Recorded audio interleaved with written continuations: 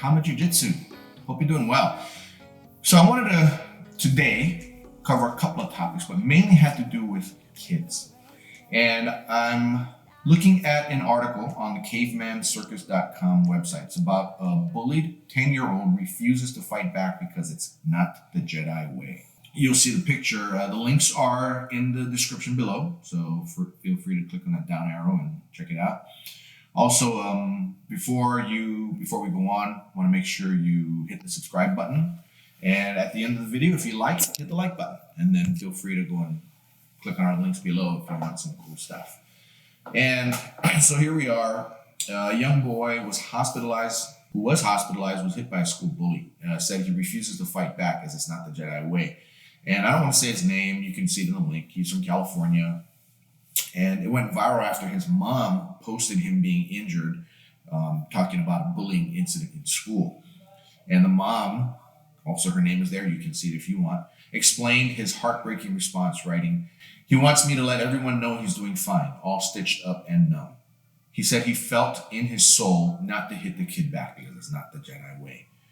My first question reading this is, why would a mom let his son think that? It doesn't mention a father anywhere, which could be part of the problem.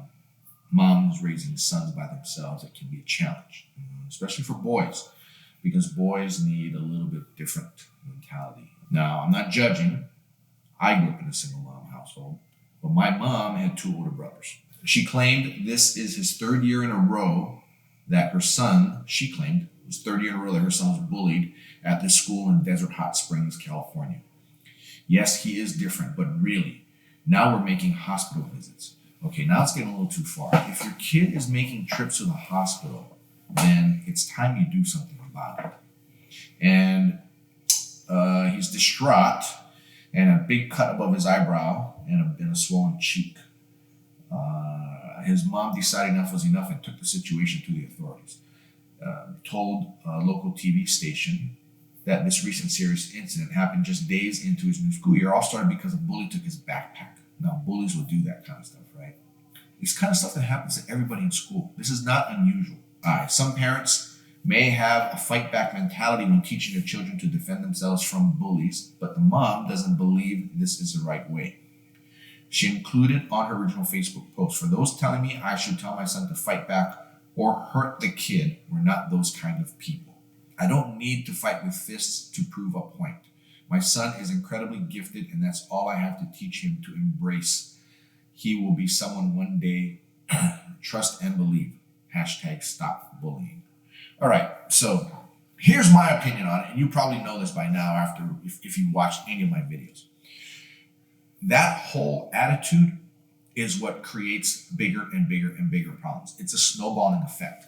If your son or daughter is getting bullied at a young age, you need to nip that in the bud, as many of you know. So by her saying, "Don't hit back," it doesn't ever work that way. If you don't hit back, they will hit you more and more and more because they know you're a punching bag. Because as I've said many times before, bullies are cowards. They're going to only go after those kids or adults in adult life, the ones who won't fight back. The ones who do fight back, they're not going to go after anymore. Even if they know that if the person is going to fight back, they will not go after them, even if they win the fight. Right? So let's kind of go over a scenario here. I'm a bully, and I see Rusty over here, and I want to pick on him. So being that I'm a coward, and I think to myself, Rusty's not going to fight back, I'll start shoving him. I'll shove him a little bit. Hey, he shove him, and he doesn't do anything. He doesn't say, he might say stop it, or he might say, why are you doing this? But there's no physical pushback from him. And what'll happen? I'll just keep doing it.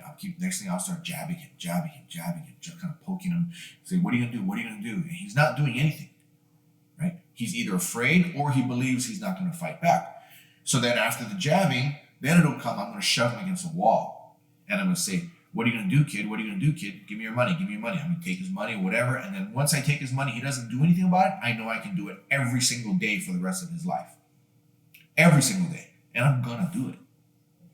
Until he decides enough is enough and he just pops me one. Now, it may be one where he hits me and I'm like, whoa, that's pretty good. And I start hitting him back and then he hits me back. He just doesn't give up. It doesn't matter. I hit him and he goes down, but he gets right back up and he hits me. It's a futile attempt in that I'm a superior bully than he is, somebody who can fight back. But at the end of the day, I'm going to go, man, was that worth the trouble? Chances are I'll go look for Rusty number 2 because he fought back.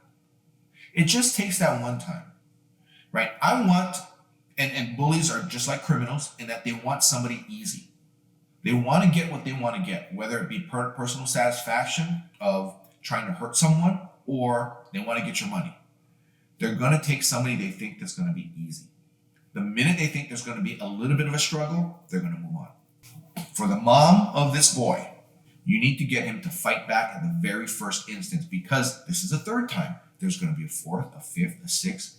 And what's going to happen is you're going to mentally break this kid later on. He will be damaged goods and he will snap. And what will happen when he snaps? Who knows? But he may pull a gun on somebody. He may bring a gun to school. He may bring a knife to school. He's the victim.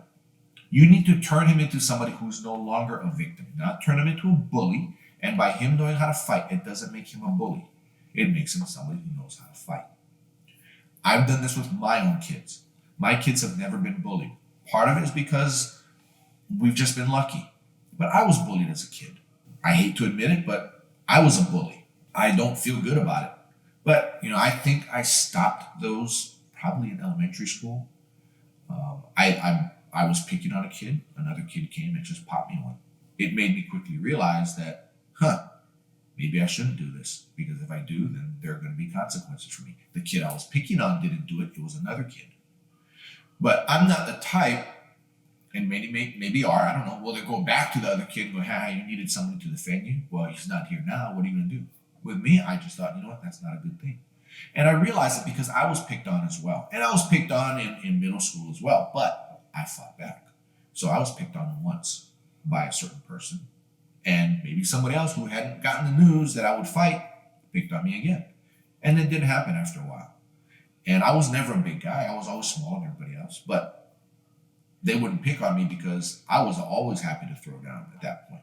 Moms and dads. It's good you can go talk to the principal or whatever. But really, if kids are tattles, they're going to get it at some point anyway.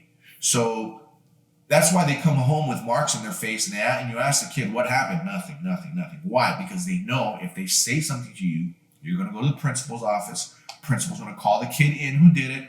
They're going to talk to him, and chances are, when it's all over, the word will get out, and your kid will get picked on by another kid. Oh, so I heard you had to bring your mom into this, huh? Or I haven't heard you had to bring your dad into it, right? So they're going to pick on your kid. It will never stop. So those of you who saw a video I did on one of my students who's now graduated, he's 18 years old, but he started with me in 9th grade, and about 6 months after he started, got into a fight, won that one, and then a bully from his school heard about it, decided he wanted to pick on him. He did. He won that fight too. After that, nothing. No more trouble. He's a great kid. He's got good self-esteem. He jaws back and forth with the guys in the studio, just like he's one of the guys now. And he's not a quiet kid anymore. Let's back up. He's not a quiet kid anymore. He's now a confident kid. Now let's kind of talk about another student of mine who also started with me in the 9th grade, 14 and a half years old. With him, he was also a little kid. He had a broken household, basically what it is. His parents divorced, but they both remarried. So he wasn't in any broken home, but he was in a situation where he was going back and forth between parents. And that does kind of create a little bit of an issue, me having gone through myself. So it was actually perfect that he came on board because I was able to kind of coach him on appropriate things to do and not. He was with me all the way through high school. Of course, in his junior, senior year, he didn't train that much, but he was able to earn his blue belt along with 3 stripes on it before he stopped training all that much. He still came in every once in a while to train, went off to Oklahoma State. He's now, I think he's going to be a junior now. And he's back this summer to train. And all the self-defense stuff we went through, he didn't forget it. In fact, he was one of my junior instructors when he was a junior and senior. And I would have him and I'm having him come in and teach and help. And he hasn't forgotten anything. And the self-defense stuff, I was watching his training with Ken last night, and we're no gi now, so we're not grabbing collars anymore. But Ken had his neck hooked while Ken was playing guard, and Nick was just bumping him off like we normally do when we're standing up. So it's a self-defense stuff, but he was doing it from guard. He was breaking the hooks and coming back in, and his timing is a little bit off, but he remembered everything. And his takedowns are all clean, and his break falls, everything. I'm having him teach beginners, and it's all clean. And this is stuff that he learned from when he was 14 and a half years old, and he intensely trained with us for about 2 years before he started to come more occasionally. Now, here's a story about him as well. When he had just gotten his green belt, I had one of my bigger, more powerful students. This guy was about 230 pounds, strong as an ox. And I had him train with this kid. And this kid was 135 pounds at the time. And I told him, you know what, I want you to stay on top of him.